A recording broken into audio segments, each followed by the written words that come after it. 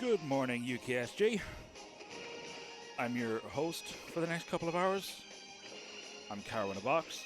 I'm currently Caro in a hosting chair, and with me I have Crisisaurus, who is running Icarus Uprising for the new Nintendo 3DS. Take it away, Crisis. Yes, hello, my name is Crisisaurus, and I'll be running the game that allegedly has 9 auto-scrollers, and today I am unfortunately not going to beat those allegations, but that is absolutely fine. And yes, as people notice, I am playing on a new Nintendo 3DS, and HUDs, if you are watching, your golden sticker is there representing just fine.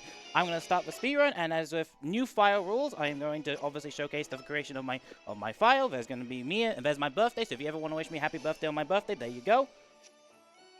So we don't make any changes, and I forgot how to play the video game, so I'm going to have to quickly go have a look at the tutorial first. Trust me, this does save actual time, so I'm going to skip that. I'm only going to watch this tutorial right there,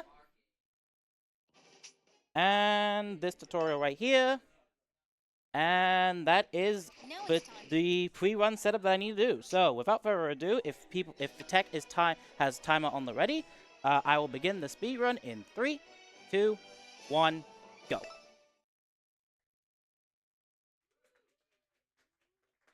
Sorry to keep you waiting. Yes, I am sorry to keep you all waiting because apparently we have a bunch of issues, but that is absolutely fine. So this is how the video game works. In the first half of every single stage, we are going to essentially be playing an on-rails sky shooter where our controls are effectively very basic. We move left with the circle pad, hold L to shoot, and aim with the touchscreen to fire. Yes, this game tells you that a lot of the time, especially right now, but that is absolutely fine. Even though that this is an auto-scroller, unlike other auto-scrollers where we can kind of just sit around and do absolutely nothing, these auto-scrollers, we do actually have to play the video game because every time we take out an enemy, they're going to give us some hearts. These hearts are going to be very important for manipulating the difficulty that we're going to be abusing a lot throughout the entire game. We also have a little bit of a story that we have to talk about, which takes place after 25 years after the original game, and let's just say that these dialogue boxes are incredibly funny throughout the entire thing. So if you don't want to listen to me talk and just read to the subtitles on the bottom screen, please feel free to do so. I will not take any offense to that. So I'm mostly going to be looking down on my Nintendo 3DS because that is actually the best way to play this video game, although I could, if I really want to be janky and look at the stream, but that's not going to be for the most part. So pick controls, like, as many people may know, this game has some what we like to call janky controls because you have to balance the 3DS on one hand while using the stylus on the other hand, which can be a bit finicky if the people don't know how to, balance the 3DS on their hand, especially a new 3DS, which is incredibly large to handle, but it's, it's definitely something you have to get used to. And you may have noticed that when I played the tutorials in the beginning of the video game, I don't actually see those tutorials in the story, which does save, a few seconds over, having to skip the tutorials and press the start button. So that's essentially a cool thing to see. Right now, we're using the first weapon, which is the game gives you, which is called the First Blade, which is, fun. But we are actually going to be switching to a different weapon class very, very shortly once we are done with the air section, which is coming up very shortly. This is actually the shortest air section in the entire speedrun. The air sections do get longer, but as the game plot-wise tells us, the air section can last no longer than 5 minutes because if it does last more than 5 minutes, then yeah. Lastly, we are also doing something called Medusa Arc and not any percent. Any percent does add an extra 2.5 hours to the speedrun, which is it's just a bit longer than what this is, but I'll explain a little bit more about what. Essentially, it's just the same game again, but it's more chapters. So we're only doing the first 9 chapters instead of doing the whole game. So now that we're done with the air section, now we get into what is the game dubs it as the land section, which now acts more as a traditional third-party shooter where we get to move around with Pit and do a lot of normal things. So right now, we are going to run, and we have to keep in mind that on the top right-hand corner, even though the game doesn't tell us, Pit starts to sweat, and if he does, he's going to start running out of stamina. So what we're going to do is we're actually going to be using dash attack and dash shots to kind of continue moving without, tiring out. Because if we tire out, then we're just going to, unfortunately, not, move around very slowly. So we're going to kind of just run and dash. Unfortunately, I did get tired here. if you do get tired and an enemy hits you, it does get you out of that stun lock, which is ideal, but it's not something you can always consistently get. Here I'm going to be checking these weapon drops, because if I get the 2 weapon drops I really want, I get to showcase a bit of a different strat instead, but it's not always something I get to show off every time, so hopefully if the boss weapon drop gets me there, it gets me. But thankfully, even though I got tired at the very end, as long as you get to an end credits cutscene, you're fine. Now here comes the first boss of the game. Every single boss deals the same way, but they all have weak points. And if I go ahead and use dash attacks, which is the strongest form of dash attack, and continue aiming for its head, which is the weak spot, you can beat the boss within a couple of seconds. So every chapter has an air section, a land section, and then finally a boss. We sadly didn't get the weapon drop, but that's fine. We have a backup in case we do. We don't, so... So here we can see some some Smash-based challenges. We're going to use a feather to get the Royal Blade, and we're going to be doing some weapon fusion. So I just need to remember I need to get these. And we'll just do that, go here, and now you down, and continue on. So, I did a lot of things there, so let's explain things one by one, as we do have another autoscroller that we can talk to. So, the first thing that I did was, in this game, because this game was made by Masahiro Sakurai, you know, bless Daddy Sakurai, he added in the challenges that are familiar if you play Kirby's Air Ride or Super Smash Bros. Or any of the Super Smash Bros. Games. We used one of the feathers, which is essentially like a hammer in other games, to unlock a challenge which gives us a weapon.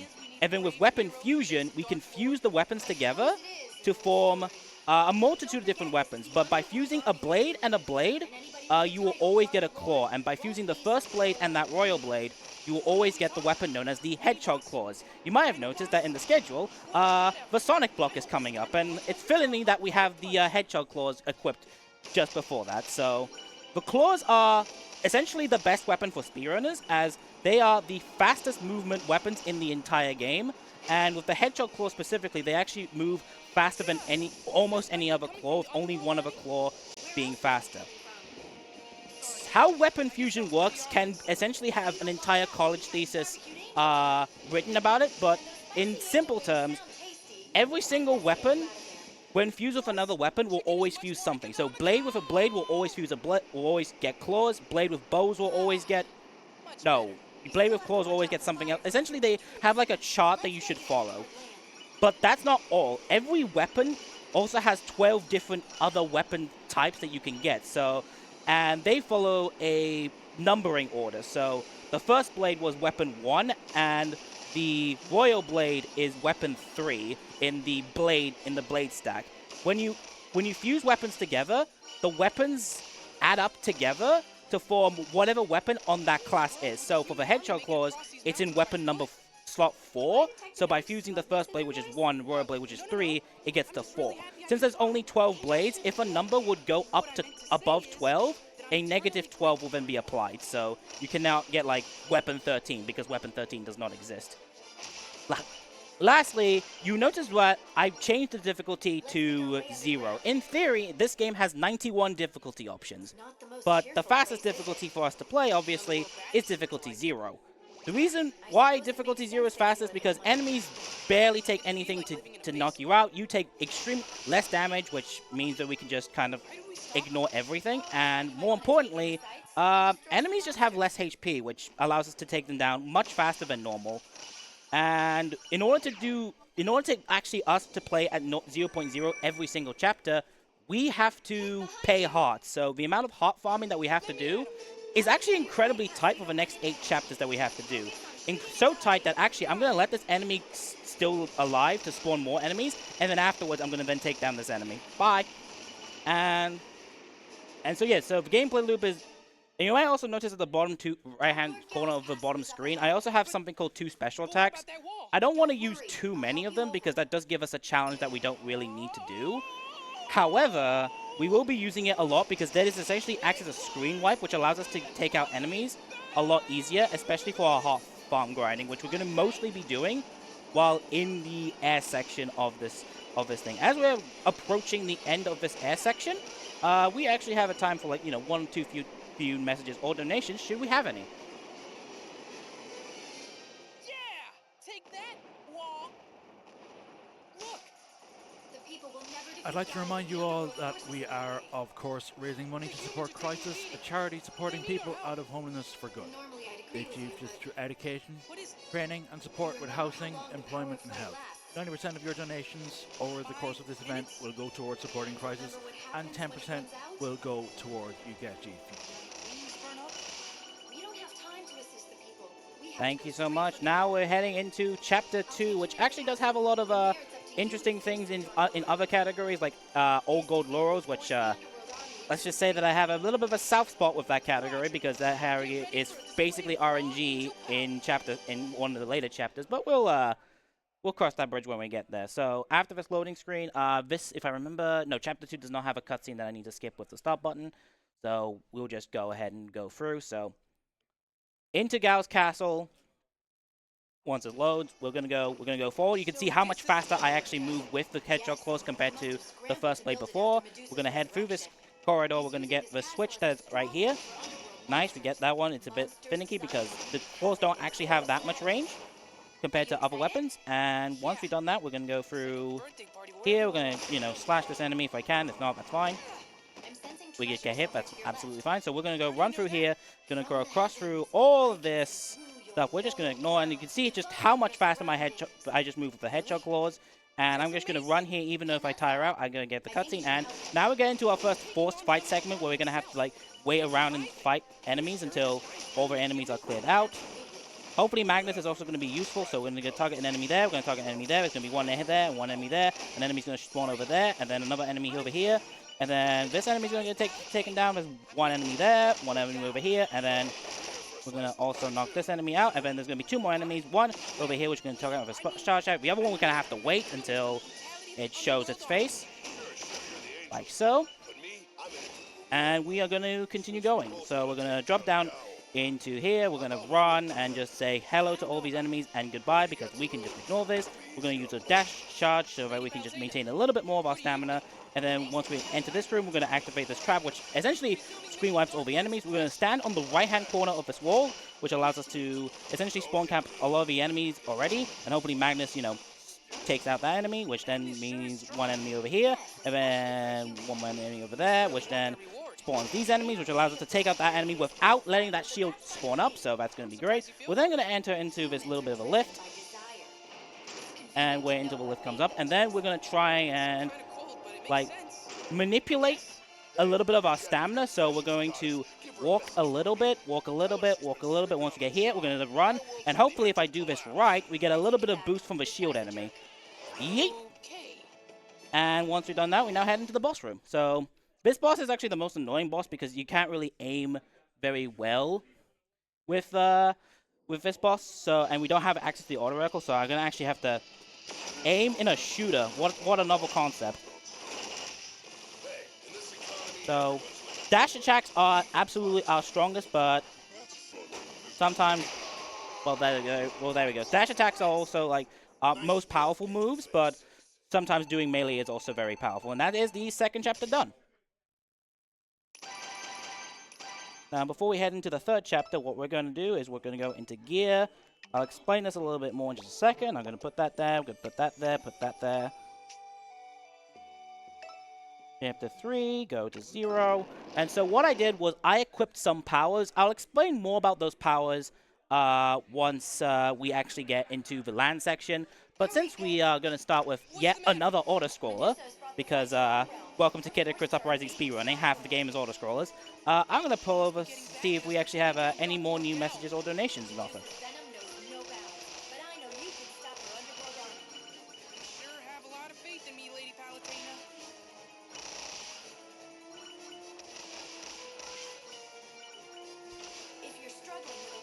At the moment, I'd like to extend my thanks to NSG for supporting this event. Norway's resident speedrunning event. They run 2 events in Ask Gardrum near Oslo. Their next event is NSG Spring 2025, happening in April, the 11th to the 13th. Being streamed live on twitch.tv/NSG Marathon. We would also like to thank BSG for supporting this marathon. They're supporting the whole regular gathering in the Netherlands and have supported UKSG from the beginning by spreading the word and providing us with a channel to stream on and past events, among other things. Mark your calendars because BSG 37 is on November 16th to 17th, and that will be streamed on twitch.tv/BSG_Mark. Alright, so when I say that all of the air sections are auto-scrollers, that's 99% true. There are actually ways to speed up some of the air sections in this game, and Chapter 3 is one exception to that rule. So, right up, we are coming into the first case of what we call a mid-air boss fight. So, as we mentioned in the plot, we have the heads of Hudraw here, and there is actually a time limit of how much time you can actually spend on fighting this boss, but we're speedrunners. We actually found a very fast way to actually get rid of all the heads. So, I want to ask a question to the people in the room. Which head should I kill first? Choose between blue, purple, or pink.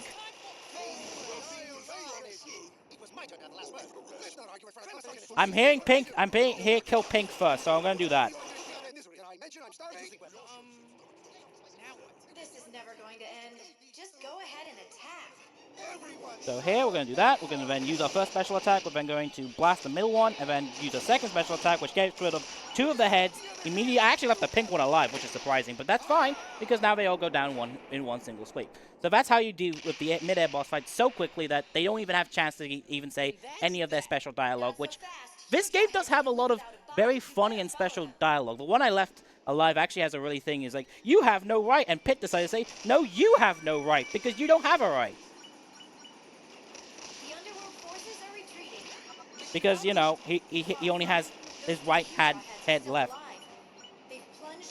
But you know, it's fine. You also can see, based on our enemies, we have a lot of, well, you know what, I'm not going to do the thing. They're called Komodos, but they do definitely look like, you know, something else from a different franchise.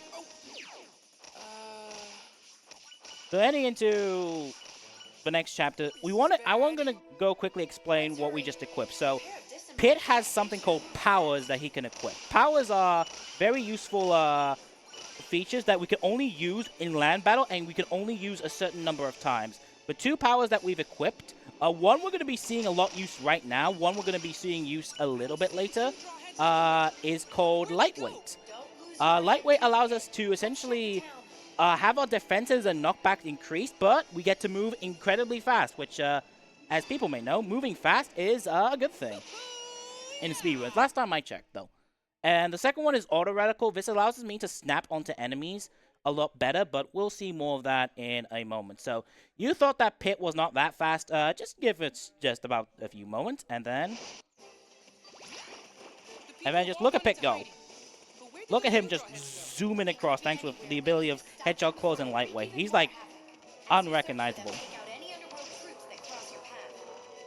So, we're going to get on these jump pads.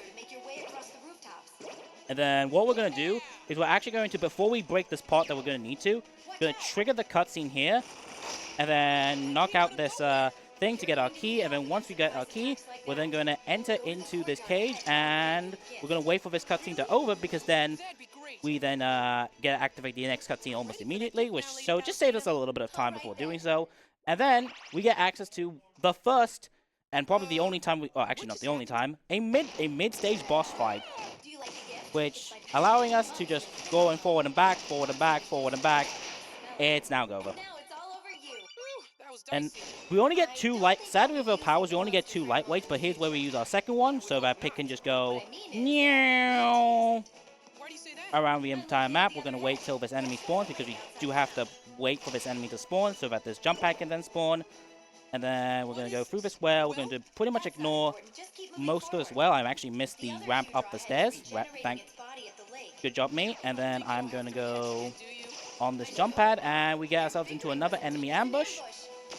And we're going to grab this grenade that's over here. We're going to chuck it over there so that all these enemies go away. We're going to hope that the second one is also a grenade. It is not. That's unfortunate. So we're just going to get rid of all these enemies. And then this next one is going to be completely fine, because remember that explosion that I set off? Well, there it is. So we get rid of these. Dash attacks are absolutely our biggest friend here. And now we're going to get into the next boss, with these Hedgehog Claws, it's unlikely that I'm able to go for a strat called Zero Cycle Heal Draw, but that doesn't mean I'm not going to give it a go. So different weapons have different power, and Hedgehog Claws' downside is the fact that they don't have that much power, but let's see if we can get it. But nah, sadly, if you have a weapon that's powerful enough, you can get Zero Cycle Heal Draw, but instead we have to get Heal Draw down, and then we accidentally just hit a ball, and just Heal Draw comes out immediately, which is nice. So now Heal Draw just takes one final hit, and it's gone. Mission complete. That's another one of Medusa's commanders. And that's out of chapter play. 3 down. 6 more to go. We take that, we don't need that, and we're gonna go back, move out. Chapter 4, 0. And that is effectively the gameplay loop of this game. We go ahead, our main goal is to try to find our way to Medusa, and essentially our plan is now to find, you know, one of Medusa's commanders to effectively find the key to the underworld. So, with that being said, guess what we have? Yet another auto scroll that we're gonna have to go through. So if you have messages, donations, or questions to ask, feel free to do so. Sorry, go on. It's auto-scroller time, so I'm going to jump back in again to hopefully encourage some further donations. We have a couple of incentives coming up during the Sonic block later on. Firstly, it's Sonic vs. Knuckles in a Broken Hyperlink Sonic Blast run. She plays either Sonic or Knuckles, and currently Knuckles is in the lead. Oh no, more like oh yes. I'd love to see that. If you want to influence that at all, then of course donating is the way.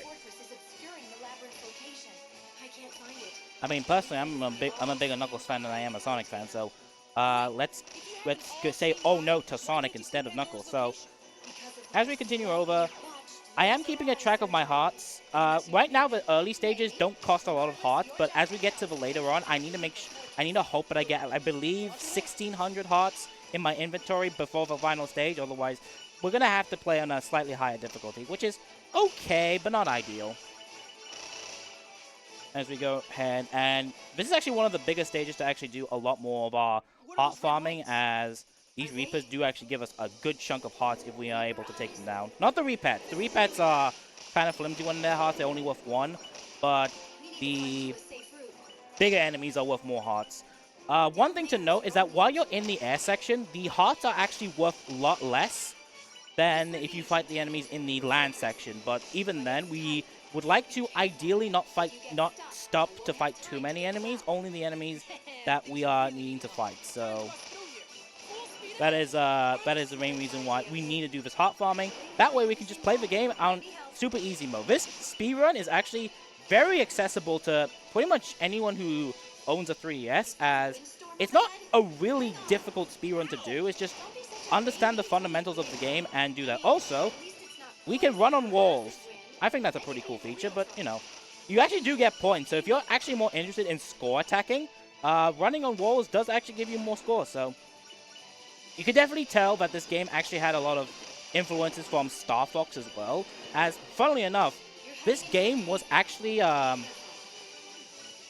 designed to initially be first a Star Fox game before it actually became a Kid Icarus game, because Satoru Iwata decided to say, hey, we wanted to you know, make a game where, you know, we had land combat and air combat, and the initial pitch was Star Fox, but they couldn't really find a way to like make the land combat work with Star Fox, and so they changed to Kid Icarus Uprising to Kid Icarus, because, you know, that franchise didn't have a game for like 18 plus years, but even then, this game literally takes no inspiration of the second game because it was never released in Japan anyway, despite the fact being developed in Japan. So yeah, so sadly, if you guys want a new Kid Icarus game, unless you guys beg Nintendo hard enough, we're not going to get one until at the very least 2036, so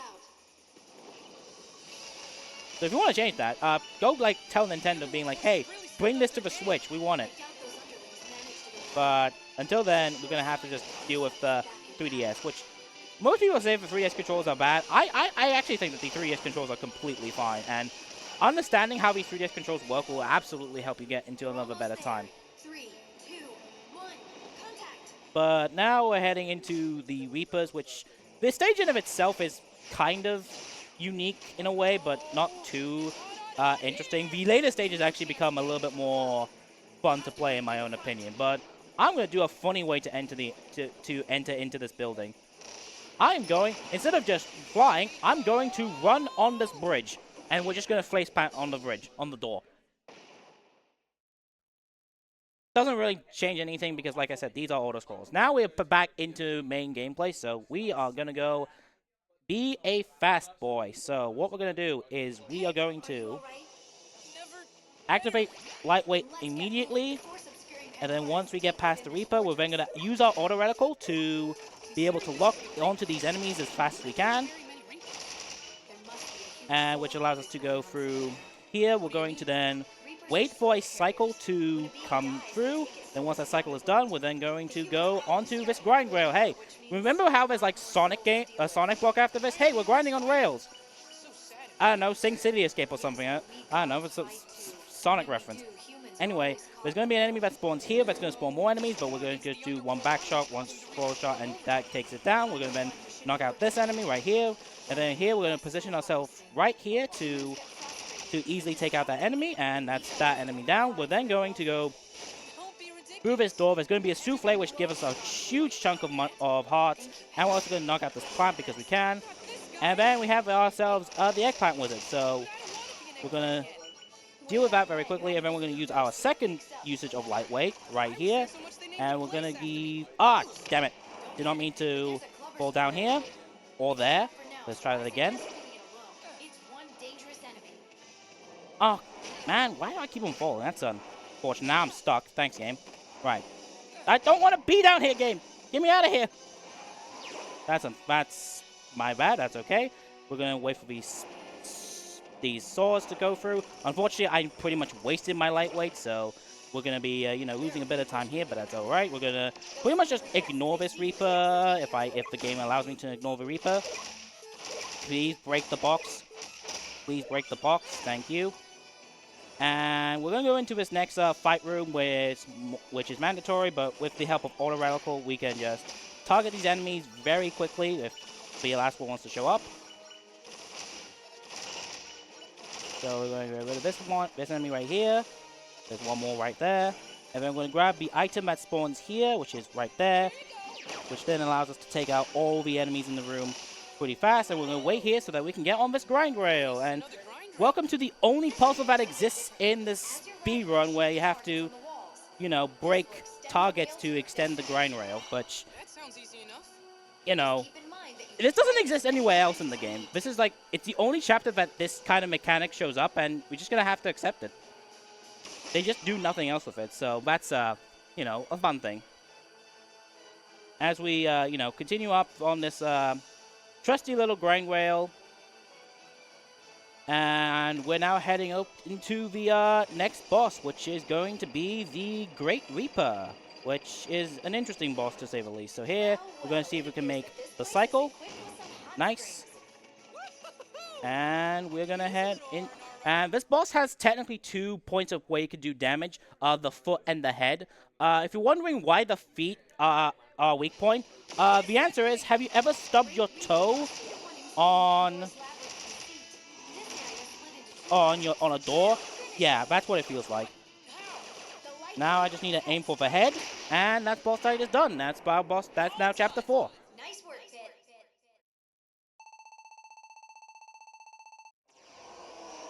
Skip the cutscene with start. Get out of this menu. Go move out. Chapter 5, 0. And we now move on into, I'd say, the most unique and most interesting looking level throughout the entire speedrun, being, of course, Pandora's Labyrinth of Deceit. Yeah, thank you, Palutena. The Reapers certainly hit it well. This is definitely a level that absolutely shows the power of the 3DS back in 2011. And here we have a space pocket. In you go.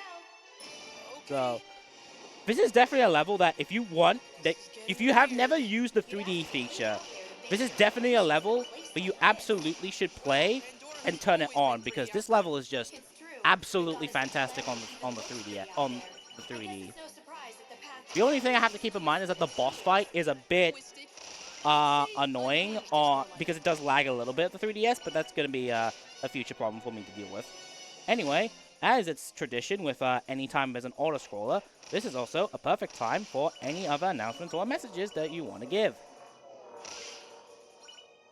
What's that? Pandora's Labyrinth of Deceit.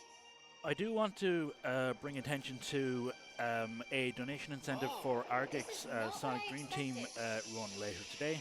I will not be in the hosting chair for that, but I figured we are close enough to it that it should deserve attention.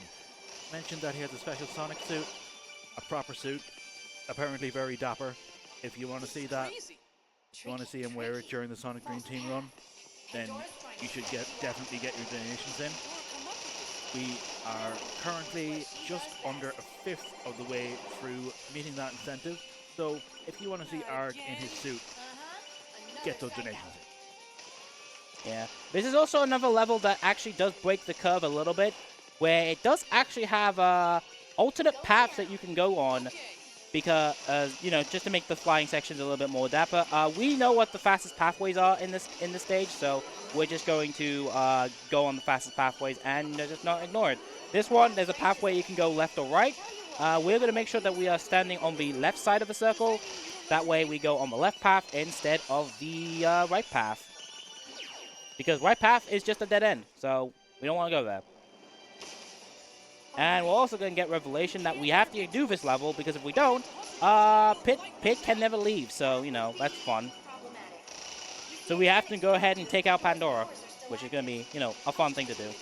The boss, Pandora's boss, well, it's certainly a boss fight of all time, because if you may have noticed, all the boss fights have gone quickly, and Pandora is probably going to be no exception. They're going to try and do this whole thing where it's like, hey, it's a two-faced boss fight, and, you know, but we are speedrunners. We can just say hello and goodbye to Pandora in about 12 seconds.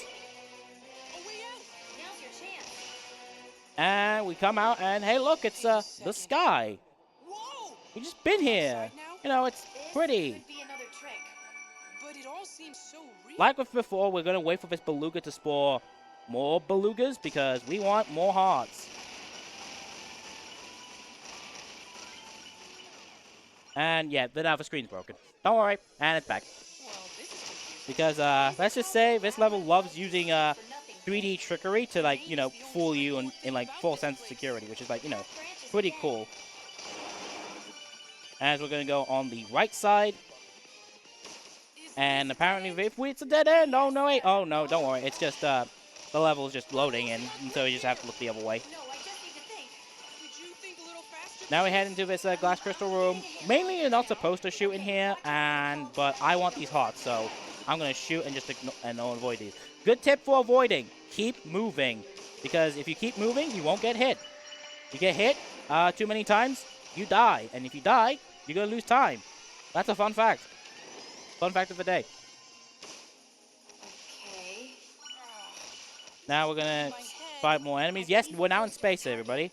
Then let's do this. But don't worry, we're actually going to be going to space very soon. But that's for a different chapter. Anyway, we're going to go on the right side. Technically, left and right here does not really matter. But I like fighting these enemies more, because they actually give me more hearts than the other enemies in the other room. So, and since hearts is the main name of the game, we are going to farm as much as we can. And that is the flying section down. So this stage is actually pretty unique in terms of having a lot of ways how we, you know, balance the power-ups that we have. So auto reticle and lightweight. We're actually not going to be using lightweight immediately, but we're going to be keeping it for a few sections later on. So first, skip the cutscene, and first we're going to deal with the enemies that are in this room. So we're going to deal with that enemy. Unfortunately, this enemy did hit me, so we're going to be paralyzed for a little bit. And if we could just take down this enemy, that would be great. We're going to ignore the enemies in these next two rooms. We want to go on room 2, and then room 2 again. And then we want to get rid of this bug very quickly. Dash attacks, again, are the most powerful forms of attacks that we can deal with, which is going to be really nice. And we're going to be entering into the Hall of Moving Walls, which is, you know, a fun thing. So we're going to have to wait for this wall to, you know, move. This wall None of these walls are actually on global cycles. There's only one room that actually is on a global cycle, which is the platforming room, which we'll get to. So here, we're going to wait for this to move away, and then So what's up with the walls in here? and go there. And we get access to the first instance of vehicles. This is the Exo Tank. As much as I'd like to talk about it more, it's just a boost for us to get across this room. So, bye, Exo Tank. We will be seeing you again later, but it's mainly just used for traversal. And unfortunately, because we missed this cycle, we're going to have to wait for this platform to show up. So, if it can, that will be great. Because Pit cannot normally jump unless there's a platform that Pit can go onto, so that's unfortunate. And then we're going to be using our first use of lightweight here as we run across this extremely long hallway. We're getting that. Don't worry. There we go. And then we're going to, with the use of the momentum, we can actually go do some pretty sick jumps. And then we jump here. And then if we're fast enough, we can just ignore this enemy. Unless I just fall in the hole, that's fine. There's a small hole there and I fell in it. So unfortunately I just did an Argic, so that's fun. So instead, I'm just going to get rid of you. And then once we get past here, there is an extra tank, but thankfully, with this weapon, we can just run the entire racetrack, and it's actually way faster to do this than it is to actually use the extra tank to actually go across. So let me just, roll around at the speed of sound or something. I don't know. And once we get near the end, we're going to have to walk a little bit because we're starting to sweat. And that is the entire room done. And now we're going to the final room before the boss, which is the invisible floors room. So if we know where the invisible floors are, you don't have to worry about it. And I guess I'm just going to get comboed by this bug because I ran out of stamina. I'll have to go back here. That's unfortunate, game. That's fine, though. So we're just going to ignore that. And then if we do this correctly... it's fine. If you die there, it's fine because it spawns you back on this platform, which is completely fine. And then we're just going to keep in mind where the platforms are. As long as you just shoot the ground, you know exactly where they're going to spawn. And now it's time for the Pandora fight. And I'm going to say there's not really much of a fight here. You blink and you'll miss. Blink and you'll miss this fight. Oh, wait, this weapon actually... Wait. Pandora? There you are. So there's phase 1.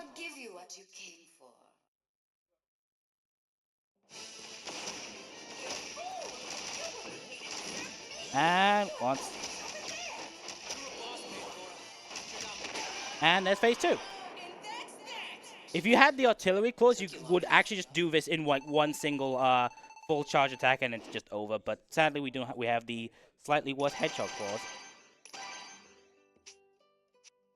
Don't take a break. What do you think we are? We're speedrunners. Who takes breaks in speedruns? Side note, if you are running extremely long categories, you should absolutely be taking breaks in your speedrun. So, anyway, here comes the RNG chapter.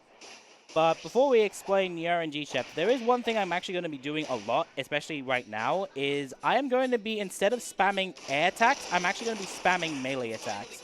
And the reason why is we are going back to the powers menu and equipping 2 powers later on.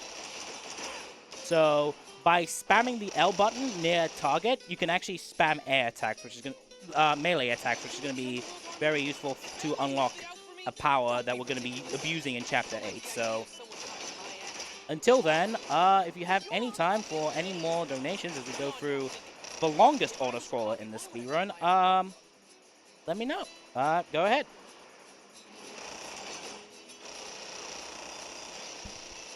I've got a question for you. Yep. Are you ready? No, but go for it. Because a brand new event is approaching. The Marathon Alliance is a novel collaboration bringing different European speedrunning organizations together.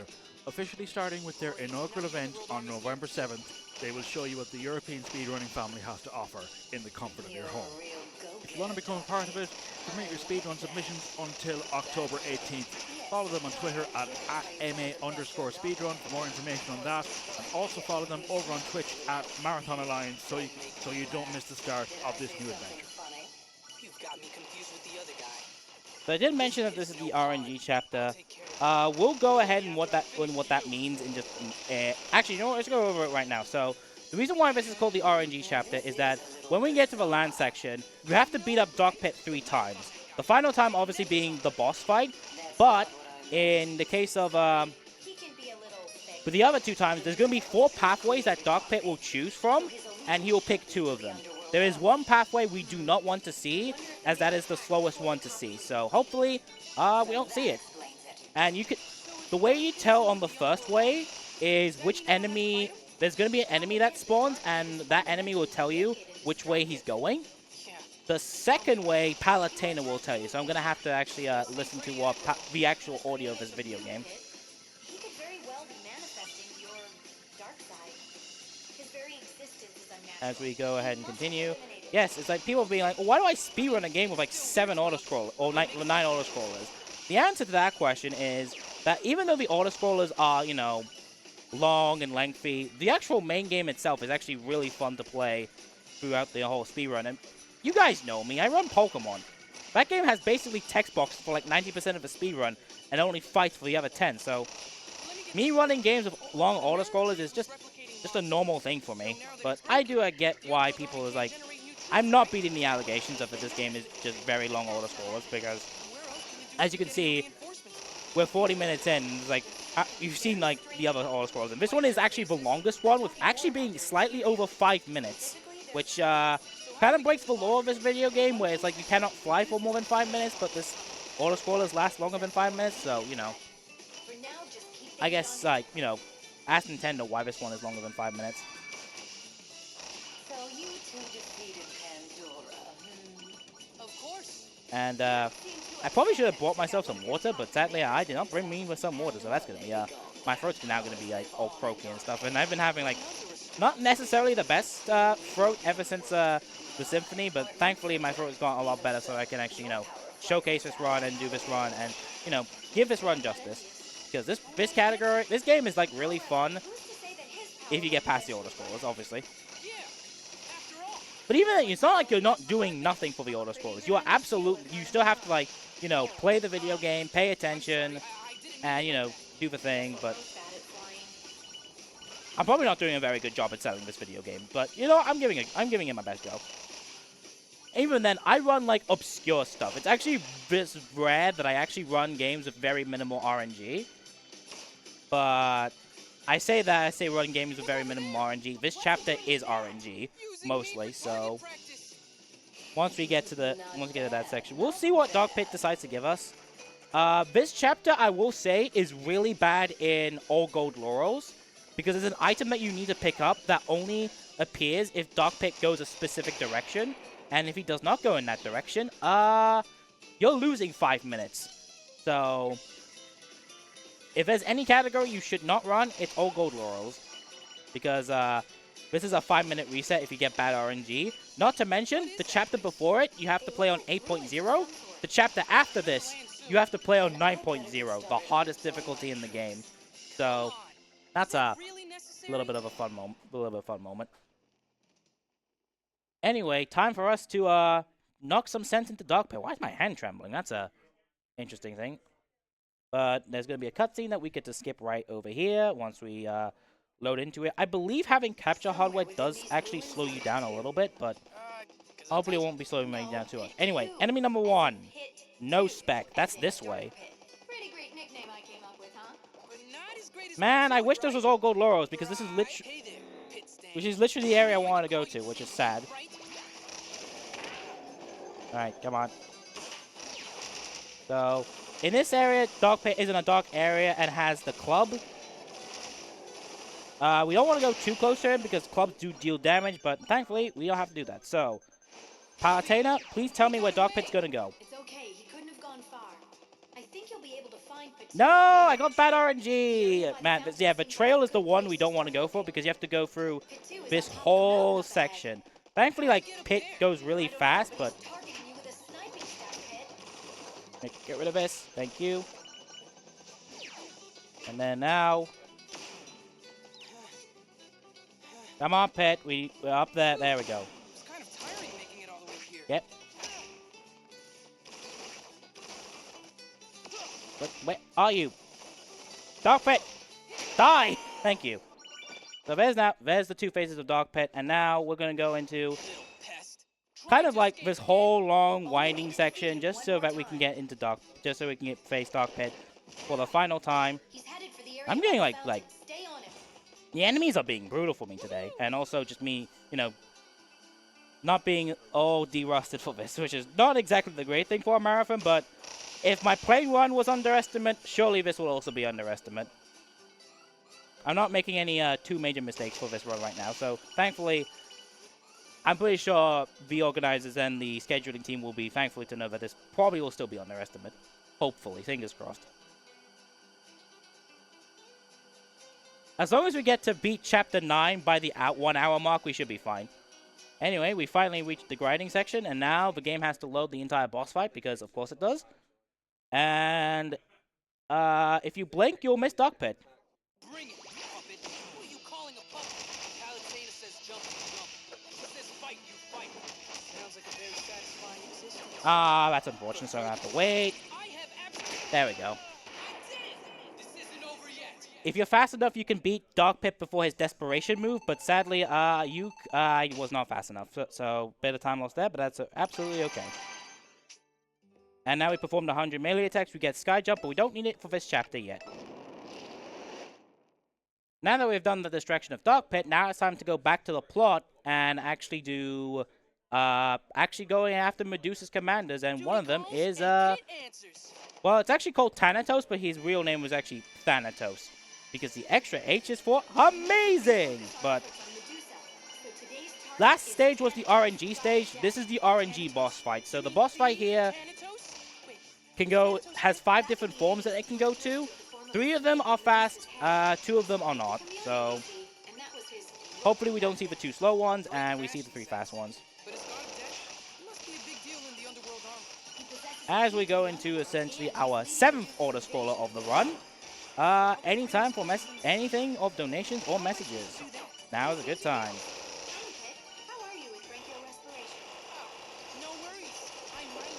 Of course. If any of you watching now are interested in finding out about other marathons or submitting to UKSG in the future, don't forget to check out orangus.io, where you can find information about upcoming marathons, the games being played, schedules and more. And if you want to get updates for when our marathons go live and where your favourite runs are coming up, then follow us on Twitter at UKSG Marathon. Also, if you use the hashtag UKSG Blue 2024, you may be featured on stream.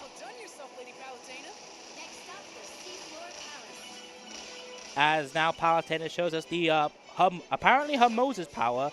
We're gonna go through in here and do that. I don't actually know if score actually gives you more hearts at the end of the stage, but hey, we get to run down through the entirety of the ocean floor. So you know, that's a pretty cool freak. That's a pretty cool thing. And like I said, this game for the 3DS, it is absolutely beautiful. Even though I am playing this on a new 3DS, this game came out near the 3DS's launch, and it just looks absolutely beautiful.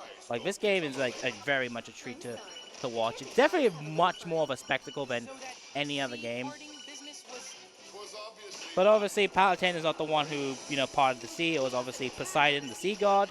And we are just, you know, running on the side of a wall, because that's what we can do as Pit. Like, you think Sonic fast? Look at Pit. He's definitely, like, you know, running through this faster than any other character. But as we go through, we're going to be dealing with a lot more enemies. I do think I am okay on the heart department. But the next 2 chapters are actually the most expensive heart requirements. So hopefully we have enough hearts by the end of this stage. So Tomatoes can only be dealt with melee, and melee does actually have a secondary effect where it actually charges up your special attacks. I haven't been using it in any other situation outside of boss fights, which you really don't need to. As we just, you know, clear out all these enemies, because, again, we need their hearts. Hearts is currency. Hearts makes the world go round. It's technically meant to be love, but hearts is basically money. Also, I believe we get access to a new interesting enemy coming up, which is the Orns. Oh, they don't appear on zero. Yep, there it is. If you hit this enemy, it's instant game over. You just die. Like, doesn't matter how much HP you have, you're dead. So, don't hit them. There's definitely not an any % run that I got world record and hit that enemy. No, no, no, no, no. Absolutely not. There is no evidence that I've ever done that. Do not check SRC. So as we head near to the ending of the C4 planets, this stage is actually rough in Old Gold Laurels because you have to play this stage on 9.0, and let's just say we're playing on 0. The enemies are like, you know, chill. On 9, they are absolutely brutal, and it is terrifying. But thankfully, this speedrun, we don't have to deal with 9.0 because A, you actually need hearts to play on higher difficulties, and B, it's just not necessary.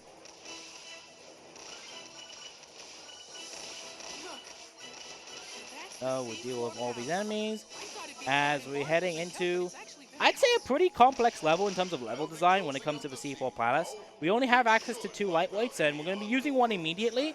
The second one, we're actually going to be waiting just a little bit before we actually use it because, well, we don't want to use both of them immediately because we want to, you know, move fast.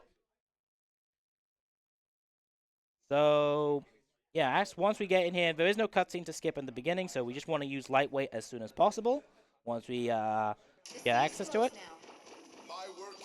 So we go up the stairs, up through here, and then here comes the first enemy room. We want to deal with all these enemies. And then deal with this, and then we're going to deal with that, and then bait this enemy to just charge at me. Please.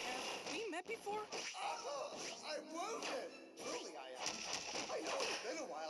There we go. That enemy can be a bit annoying because you can only damage it on the sides. And now we're just going to go on the grind rail. Normally it's supposed to switch between grind rails, but we're just going to stick to the blue one as it is just the ideal one that we want to go into. You're supposed to, like, you know, jump from left to right, but there's actually going to be a segment where you slow down on the grind rail, and the blue one actually slows down the least compared to the others. So yeah, we're just going to, you know, chill out here. And once we get into near the end, Pitch is going to take some damage, but he, you know, he's a tank. And what I mean by he's a tank, I mean this is 0.0. So we don't have to worry about damage. Here we're going to have to be a bit careful in terms of not, you know, not falling. Like I just demonstrated here. I just fell. Thanks, game. Oh yeah, thanks, Palatator. Yeah, I know it does look bad when I fall because I'm a speedrunner. Come on, there we go. And then those are 2 enemies down. We then head into this door, which then heads us back into the main room. We're going to wait before we start running so we don't accidentally fall off the platform, which has happened. And then if we could just jump through, there we go. And then we're going to deal with this guy, and then we're going to deal with this guy as well over here, which after we deal with those 2, we will then get onto this fun little elevator where we're just going to, you know, go up, and we're just going to have to wait until it goes up. Enemies are going to spawn in the middle, so I'm just going to wait right here to spawn enemies right there. And once those enemies now go down, we're then going to wait right over here until the lift eventually gets us to the destination that we want to go to. And now we run through here, ignore everything. Once this comes in, we're going to blow that up so that the enemy then gets taken down. We're going to knock that out, so all the enemies in this room are now done, taken care of very quickly. We're then going to activate our second use of lightweight here. We're then going to fall off here. By the way, even if you have the ability to jump, you will never be able to make that. We're then going to activate auto reticle now. So then we're going to just... Right. And then we're just going to quickly take down all these enemies. And now that we're done, we're on this lift, and now it's going to go up. And if you are fast enough, you actually skip some dialogue here, but sadly, I am not fast enough. And now we're waiting on this moving platform. And if we fall, we do lose a good chunk of time because we have to go through this entire mini auto-scroller again. So we're just going to be careful over here. Unfortunately, I cannot reach that enemy no matter how far I try because my weapon does not have that much range. And then just wait for this enemy to get in range. And then we're going to run on this platform. And then go to this enemy because it's in the way. Fall off here, stay on this corner. That way we can just not have to wait for that. And then activate auto reticle here. So that we can deal with all these enemies as soon as possible. But I did activate it a little bit too early because now we have to deal with auto reticle issues with this enemy. And there goes that enemy. There's now going to be one enemy that spawns over there, and one enemy spawns over here. And then there's this enemy. I do not want to grab the power-up in the middle because that actually slows me down.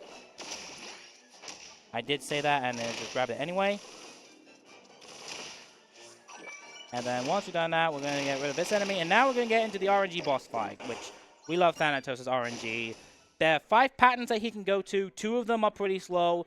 3 of them are very fast. So hopefully we see the fast ones and not the slow ones. So we do dash attacks because those are our main form of big damage. First form is the best form to get into because that's actually really fast, and now it's even gone. Swords are also very good to see, so that's 2 out of 3. So as long as I can hit the main sword, we're going to be fine. And the last one is also very good. We like seeing the Bigfoot too, so we actually got all 3 of the fast forms. And now Thanatos is back to his normal form. Go ahead and do some dash attacks, and that is Thanatos down. 2 more stages to go.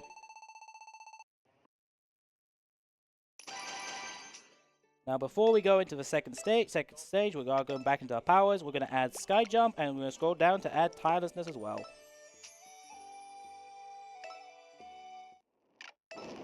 Those 2 abilities are very useful. One is Sky Jump, giving us access to 4 jumps, because funnily enough, Pick cannot jump by himself, so we do need a power-up to do that. That's going to be very useful in this stage. And the other one is Tirelessness, which allows us to run without ever becoming tired, which is really nice. As I can see in my bottom right-hand corner, I do actually have access to 1100 hearts. So if I just get, I believe, 500 more hearts throughout the stage, I should be completely fine. Also, we're going to space because we need to grab the 3 sacred treasures, and Palatator hid them in space, and now there's a space pirate ship. So, you know, insert all the Metroid, you know, fandom stuff here. Anyway, as we now approach the 8th auto-scroller of this speedrun, any announcements, donations, or messages that you want to give is now a perfect time. Wonderful, thank you. As a reminder, folks, I'd like to mention that we are indeed raising money to support Crisis, a charity supporting people out of homelessness for good. They achieve this through education, training, and support with housing, employment, and health. 90% of your donations will go towards supporting Crisis, and 10% will go towards UKSG future events. Keep those donations coming, please. Thank you. Thank you indeed. As now we head into the beautiful sense of space. So the 2 abilities that we have are, you know, very much useful, and we're going to be seeing the use of all 4 abilities throughout the next 2 stages. Well, Auto Radical not so much this stage, but absolutely next stage as well. As we head to... Actually, this auto-scroller isn't actually, I don't think, that long. I think it's about 4-ish minutes compared to the others, like, being, like, high 4. As we go ahead and take down these enemies. And we're actually going to be introduced to 1 more weapon class. So I should probably make this a whole thing about weapon classes. There are 9 weapon classes in this game. The thing that we saw first is, of course, the blade. We are now using the claws. There's also the club, the cannon, the arms. They're all not pretty useful in the speedrun. We just want to use the claws throughout the entirety. But we are going to be using the bow in the next stage, as we are going to be forced to use the 3 sacred treasures, as this is a new game speedrun and not a new game plus speedrun. If this was a new game plus speedrun, you were able to use the final level, pick whatever weapon you want, but because this is a new file, we're going to have to, you know, play the normal stage. You've arrived at the Galactic Sea. So here comes the Galactic Sea. There is actually one thing to note. Coming up, there's going to be a golden line, and we want to make sure that we stay on the top half of the golden line. That way we stay on the faster path instead of going on the slower path. So that's what we're going to do. Now these enemies spawn, we're going to hopefully take the beluga down and get the maximum amount of hearts. So there's the golden line. We want to stay on the top path because it is slightly faster than staying on the bottom path. And look, there is our space pirate ship. So if you like, I always, every time I hear this soundtrack, get the opinion that there's like a Kirby influence for this, because every time I think about this, it's like I just think about like somewhat similar to the halberd in Super Smash Bros. Brawl. I don't know why. But as we go ahead and continue on, take down these space pirates. Actually, I should probably mention, there's going to be a new enemy that we're going to be seeing, known as the Space Pirates, and this will actually be our first indication of different factions. So, throughout this entire speedrun, we'll be dealing with the Underworld faction, but now when we get into the Space Pirate, we're going to be dealing with the Space Pirate factions. But also, if you notice the arrow on Dark Pit and also on this item, they don't represent a faction at all, so they are like completely neutral on their own, which is a very interesting thing. Factions only really come into play when there's multiple, so Underworld troops and Space Pirates will actually be seen fighting each other, as they are programmed to fight each other before fighting you. Which we're going to be abusing by pretty much ignoring all of the enemies when we can. So, once we find the entrance, we want to make sure that we ignore that Orn, because if you do get hit by that Orn, again, you will have a game over, and we do not want to have a game over at all. So as we go ahead into the final heart farming section of the run, with 17 hearts, I believe that should be enough to get me into enough hearts for the final chapter, which does have the most expensive heart requirement, but we'll deal with that when we get there. Now we head into the land section of this run. We're going to start by skipping a cutscene and doing some power menuing management. So we got ourselves Sky Jump. What is Sky Jump useful for? Skipping fighting these enemies by simply just jumping. Now we're going to go ahead and activate Lightweight and then go back into Sky Jump so that we can skip going through this fighting that enemy to get the door. We're going to hit the grenade so that we can then use it in the next room. We're going to ignore pretty much all of these enemies right over here. We're going to activate the Auto Radical before going into this next room, and then we're going to chuck the grenade that way. And then we're going to hit this enemy over here. We're right next to the door so that we can then just move. And then we're going to target this enemy and that enemy over there so that we can then go into this room right there. Auto Radical is just really useful to helping to snap into enemies. We're then going to activate our second use of Lightweight almost immediately once we get up here. And we're just going to, continue running through here, go past every single enemy. There's going to be one enemy that we need to kill, which is right here. And then once we kill that, we get access to this jump platform. And then we're going to continue running past through everything and get onto this jump platform right here. And then we're going to get into a very interesting enemy. This is called Phil and Colin. And Phil is going to shoot Colin, and we're going to, ideally, if we weren't bad at the video game, melee Colin back to Phil. Like so. And now we are outside in the Galactic Sea. We're going to shoot this enemy down. And then once we start seeing Wings starting getting tired, now we activate Tirelessness so that Pit can continue running without ever feeling tired, which is going to be great. And then we're going to activate these switches. That way we can open this door. And then in this room there's multiple switches. We just want this one right here.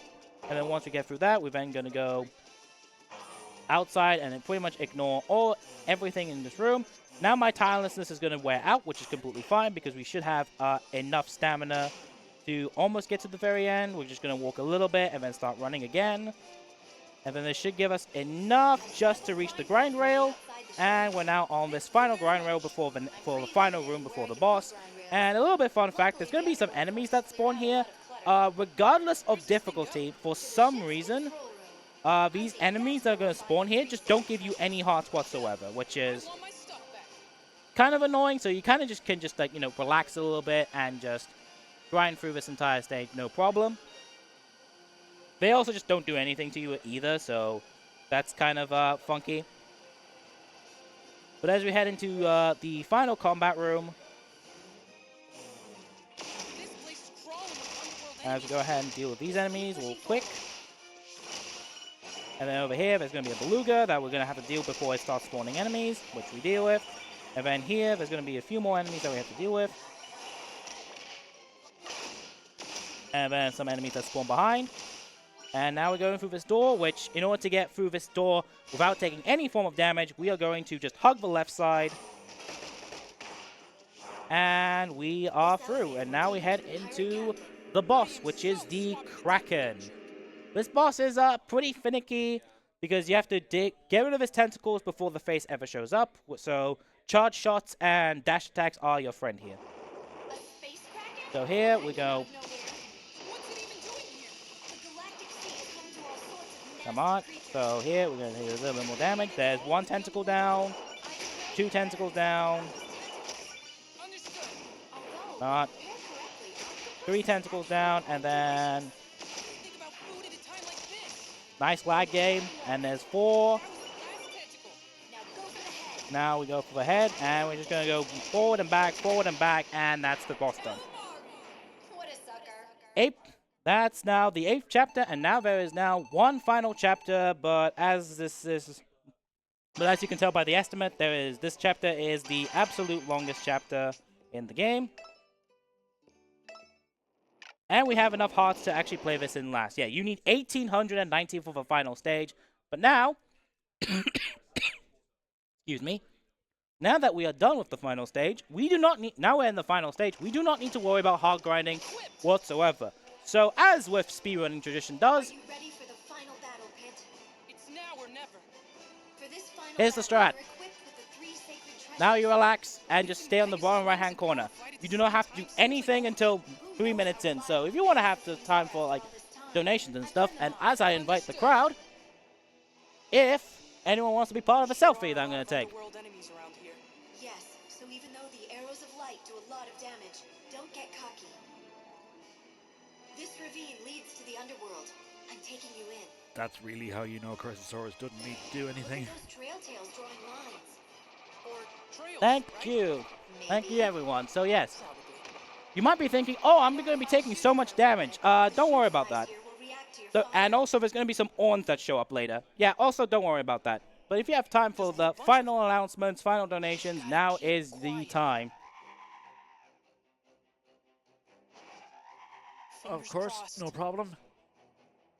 If we have any primers in chat, think we're out don't of forget, Sheepfly if you have Twitch Prime, you have a free subscription The to a entrance channel. to the underworld You should can use be it on up us ahead. if you like. We'd recommend you do. If you'd like to support the channel and the event, go ahead and Watch use out your for sub. horns ahead. And if you want to support future UKSG events, revenue from cheers, sub, and ad revenue is going towards UKSG, so we welcome all of your contributions towards helping UKSG become bigger and better. All of them are greatly appreciated. Again, 90% of the 90% of the actual donation incentive money raised goes towards prices. I will have more to say on them later on, but for now, I'm going to pass you back over to Crisisaurus. Yeah, I should probably mention that we're raising money for the charity, not me. We might share the same name, but don't worry about it. Anyway, don't worry about Pate. He's just going to be taking a bit of a beating Adventures, the underworld as I go ahead and relax my arms as well. We are entering into the final chapter, but this chapter is incredibly long, and the reason is that it's actually paying a little bit of an homage to the original game. As people may know, in the original game, you have to fight 3 bosses of Hydra, Cerberus, and Pandora, and before you fight Medusa in the original, and in this game, you're going to have to do the same thing. So it's going to be kind of a mini boss rush that we have to do before we beat the game. Also, here's Dark Pit, What did you just call me? or Pit 2, depending on how you want to call it. He's going to be very helpful very shortly as we go ahead into another thing we're going to have to do, which is another mid-air boss fight. Because we love mid-air boss fights so much that they decided to bring that back too. So, once we get past through all this, don't mind Pit taking all the damage in the world. That is intentional. You're not on your own. Healing does not mean much. Pit can just tank it, and you might be thinking, oh, that Orn is very close. Yeah, it was. If we were a bit more to the right, then we would take damage. Now that we're past the obligatory just don't do anything auto-scroller, now it's actually time for me to do something in this auto-scroller. Because we have a mini boss fight that we have to fight. Isn't that just precious? Guess it's all that So back hard to work my that comfortable keeps us position with my Nintendo 3DS in my lap. are, darling. But you'll need more than bluster to defeat me. And once that happens, I'm going to wait for my timing on my special attack. So it could do a bit more chip damage, and then we need to take down all the guns of this robot. And that's it. So now we have to wait. And now that we've done all the guns, we are now pretty much on the waiting phase until the game allows us to continue again. So we're just going to wait on the bottom right-hand corner until the game says, hey, we get to continue the video game. We've pretty much beaten this boss, but we have to wait for a story moment for this boss to actually just continue. We can do whatever we want, and nothing is really going to change. So what I could actually do, if I really want to just reduce damage, do that, and I just take no damage as well. But there's literally nothing that we can do until the game says, hey, we're going to continue the boss fight, but we'll let you progress. And the reason why we have to wait is because we have to take out this boss in style. And when by me, I mean a certain angel, which is, you know, come on, anytime now. There we go. There is literally, once you take out all the guns, there's literally nothing else you have to do. You just have to wait. But that is waiting over. There is now almost no auto-scrollers left, almost no waiting. Now it's time for us to do every single thing that we've done before, but do it again. So, now that we've done, yeah, so, final boss time, final level time. This should still be underestimate, but it's now actually going to be a bit tighter thanks to all the mistakes. But we'll worry about that in a moment. So first thing we're going to do is, we can actually do these boss doors in any order, but my personal preference is left, middle, right, because that's just me. But yeah, so first thing we're going to do is we're going to go into the Hydro room. We're actually going to do a little bit of a technique where if you shoot before going down a ledge, you can actually like maintain a little bit more momentum, which is kind of nice. We're going to go jump on the jump pads here. And then once we land, we're going to use auto reticle so that we can start targeting everything.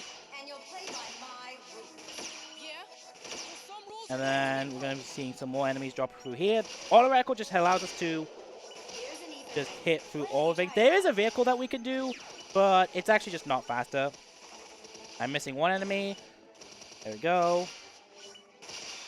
And we're just going to deal with all these enemies very quickly. And once we've done that, there's one still alive. Where are you? There you are. We're then going to fall down as well. If you had the ether ring, you'd fall down a lot slower, but we don't need the ether ring, so we're not going to need that. So we're going to shoot through here. Shoot like so. Excuse me. And head into the first boss that we're going to have to deal with, which is, of course, Hydro again. So we're going to shoot Hydro. Hydro's going to go down. We're going to see where the circles are. Shoot the circles, and then just melee the head until he decides to go back down. 1, 2, 3. Now he's going back down. Once I will time this charge shot.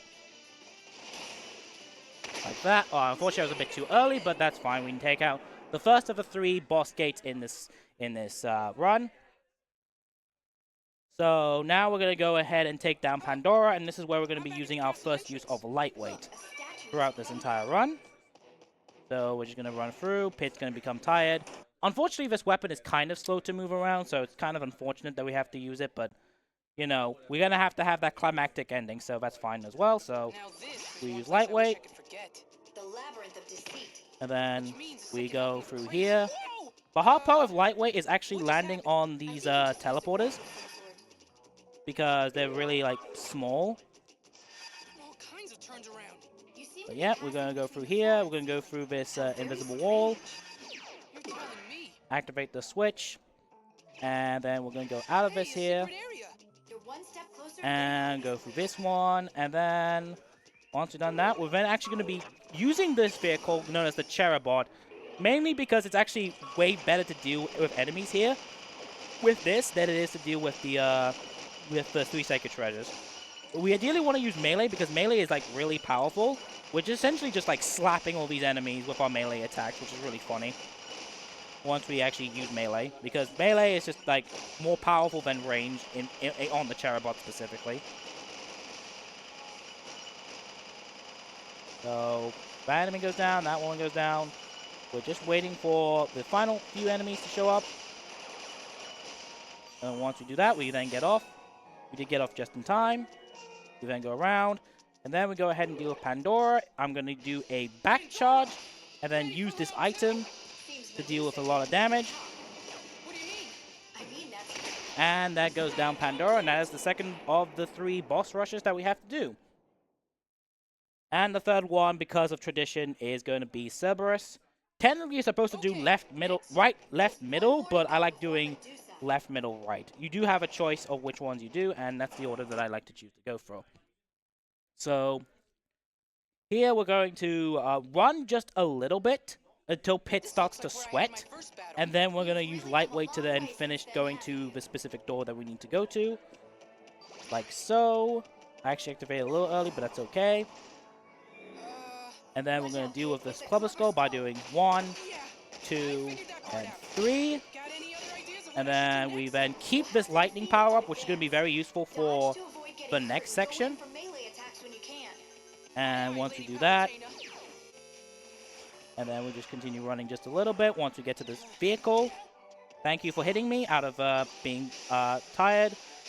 We're essentially just using the boost on this vehicle just to get up here as fast as we can. We're then going to get off. We're then going to use the lightning power and then use the auto reticle to target down every single enemy in this room.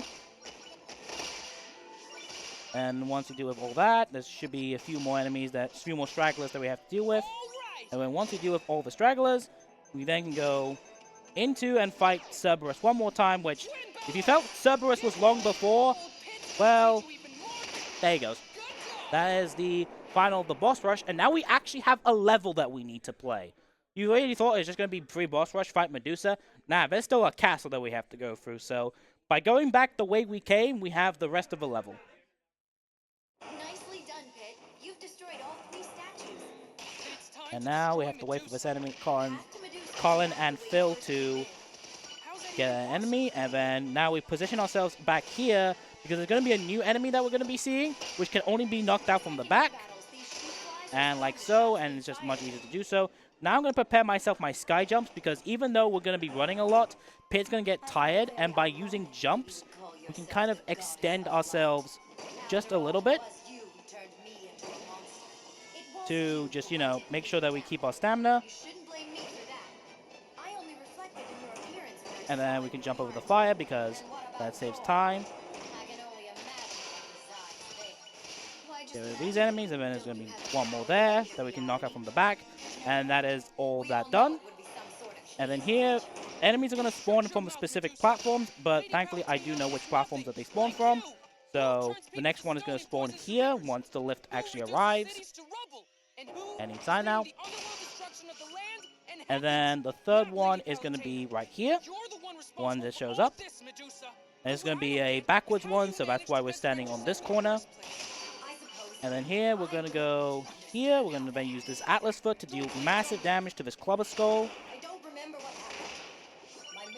And get ourselves as close to this door as we can so that we can just run through and get onto this grind rail that we're just going to go on to the rest of the castle. This run is pretty long, and it just goes, you know, all loopy and doopy. It's essentially just another way to, like, be like, hey, you love auto-scrollers so much, now you're going to be on a land section auto-scroller. Hey, at least it's not Chapter 15, where it's like, no, not Chapter 15, Chapter 17, where it's just, you're now on a floating rock. You don't have much choice, you're just on this rock, you're here for 15 minutes. But this is still the longest chapter in the speedrun, and we actually are making good progress. I still think that we will absolutely hit underestimate. I'm really hoping that we can do this in under 120, but I wouldn't, like, with all the mistakes that I've made throughout this run, I don't think we're going to get exactly to under 120, but it would be cool. If we somehow get under 119, that would be a PB, but I don't think I'm going to get myself a Medusa Arc PB. Go on the grind rail, please. Hit, thank you. Yeah, to get on the grind rail, you need to stand on a very specific spot. If you're not on that specific spot, then you don't get it. Thankfully, Pit doesn't get tired while grinding on grind rails, which is definitely thankful, because Pit's stamina meter kind of is one of the main deal breakers when it comes to, like, just continuously running. As you can see, just running through there, Pit just gets tired. Not tired to the extent, but to a big extent, but still pretty much tired. And that's something that we have to keep in mind. Right now we have like one tirelessness yet, but we're going to use that at the very end. So here we're going to go run behind, shoot you, and then once this enemy then turns around, There we go. The door then opens, and then we can continue the progress through. Here's going to be some invisible platforms. So we align the path by lighting it up. Yes, you must light up the path, otherwise the path doesn't exist. And then here, we're going to go slowly. This builds up our stamina, as well as, you know, not fall off. And then here, there's going to be a massive explosion that we're going to trigger to just get rid of every single enemy. Thanks for putting a bomb there, Medusa, just to get rid of all your own troops. Here, we're going to then do that, so then we can start going through jumping. Like I said, Pig can only jump if there's like a green ledge to jump to, which is very limited. We've already used all our jumps. Do not go to the left path. Even though the right path looks slower, the left path is just dead. You'll jump and Pit will just fall off. Here we're just gonna go continue over. We're then gonna shoot just so that we can go faster down. And then we're going into the final corridor before we go into the final boss. So we're gonna head through here, go on this carpet. You can fall off the edges of this carpet, so do be careful. Here we're gonna utilize the final use of auto reticle. And there's gonna be one enemy right there. We're right next to where the carpet is, so that we can just go. We're soon going to be tired, but after the third carpet, we're then going to be using the timelessness ability. So, one more, which is here. And then we continue. So, once we start seeing Pit starting to get a bit tired, we're then going to be using the ability. This appears to be the final guard. The last step before Medusa's defeat. There's an Icarus nearby. They split into two paths that you can take out There we one go. at a time. And now we run to the final corridor to fight the final boss. So this will be over very, very soon. And thanks to tirelessness, we can run up these stairs without ever becoming tired. And just for safety measures, I'm going to pick up the Drink of the Gods, which heals us to full. So, because we love the flying section so much, the final boss is of course a flying section, because we love those. So we're gonna skip the cutscene and go ahead and start doing a little bit of damage to Medusa, but now we're gonna be, you know, far away, so we're gonna have to try and get her closer. As we get her closer, we're gonna keep our reticle on Medusa so we can do as much damage as we can with our 3 sacred treasures. As we enjoy this unique boss theme that only plays twice throughout the entire main game and only once here. There's actually a pretty nice boss fight, but unfortunately we can't reach her yet, even though it's there. So we're just gonna keep our triggers here so that we can deal as much damage that we can. And if he doesn't say pain, you are doing very much the fastest cycle on this Medusa. So now we go into phase 2, which keeps her trapped here and does have the shooting eyeballs. But like I said, we're playing on 0, so that's the Medusa fight down. And now it comes phase 3, which I'm going to keep mentioning that time will be on the final hit of Medusa, which I will say when time is going to be called. So do keep that in mind. So we're going to keep our triggers onto Medusa's eye. Now that Medusa is going to be going away, I'm going to use a special attack on the right audio trigger. And time. You did it.